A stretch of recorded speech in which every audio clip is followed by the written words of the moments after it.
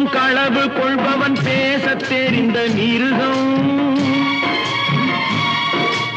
அன்பு நன்றி கருணை கொண்டவன் மனித வடிவில் தெய்வம். இதில் மிருகம் என்பது கள்ள மனம், உயர் தெய்வம் என்பது பிள்ளை மனம்.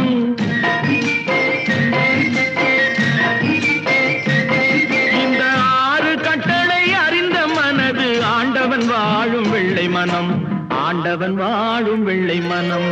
6 மனமே 6, அந்த ஆண்டவன் கட்டளை 6.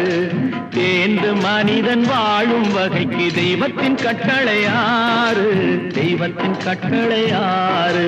6 மனமே 6, அந்த ஆண்டவன் கட்டளை 6.